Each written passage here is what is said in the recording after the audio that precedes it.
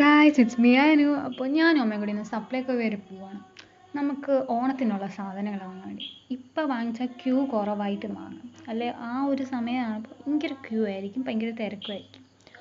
അപ്പോൾ നമ്മൾ നിൽക്കുന്ന റോഡിൻ്റെ ഓപ്പോസിറ്റ് അപ്പുറത്തൊരു കണ്ടമുണ്ട്. അപ്പോൾ കണ്ടത്തിലിങ്ങനെ വെള്ളം കയറി കയറി വരുന്നു. അവിടെ ഫുട്ബോളൊക്കെ കളിക്കാൻ ഇഷ്ടംപോലെ പിള്ളേരൊക്കെ വരുമായിരുന്നു. ഫുട്ബോളും ഷട്ടിലും ക്രിക്കറ്റും ഒക്കെ ഈ ഒരു സമയമൊക്കെ ആകുമ്പോൾ അവിടെ എപ്പോഴും കളിയായിരുന്നു. പക്ഷേ ഇപ്പോൾ ഭയങ്കരമായിട്ട് വെള്ളം കയറുന്നുണ്ട്. പിന്നെ നമ്മളിങ്ങനെ അമ്മയോട് ചോദിച്ചുകൊണ്ടിരിക്കുക, അമ്മ കർപ്പൂരം അത് ഇതൊക്കെ വാങ്ങിച്ചാൽ പോരെ? അമ്മ പറഞ്ഞു ആ 3 സാധനങ്ങൾ മാത്രം മതി എന്നൊക്കെ ഇങ്ങനെ പറയാം. ചുമ്മാതെ അവിടെ ചെല്ലുമ്പോൾ അമ്മ എല്ലാം എടുക്കുമെന്ന് എനിക്കറിയാം.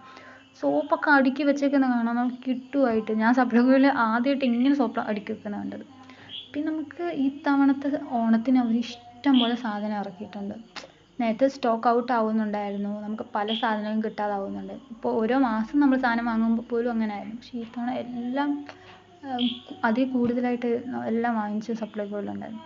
നമ്മൾ കുറച്ച് നേരം ആ ക്ലൈമറ്റ് ഇങ്ങനെ നല്ല രീതിയിൽ പോയി. സൂര്യനില്ല എന്നെങ്കിലും ഒരു നല്ലൊരു അന്തരീക്ഷം പോലെ തോന്നി. ഒന്ന് തേയില എടുക്കാൻ വേണ്ടി പോയിട്ട് തിരിച്ച് വന്നപ്പോഴേക്കും അവിടെ ഭയങ്കര മഴയും കാറ്റെന്ന് പറഞ്ഞാൽ അവിടെ നിൽക്കാൻ പറ്റില്ല, പറന്ന് പോവുമായിരുന്നു ഓരോ സാധനങ്ങളൊക്കെ. പിന്നെ നമ്മൾ പെട്ടെന്ന് ബില്ലടിച്ച് നമ്മളെ വീട്ടിൽ വന്നു.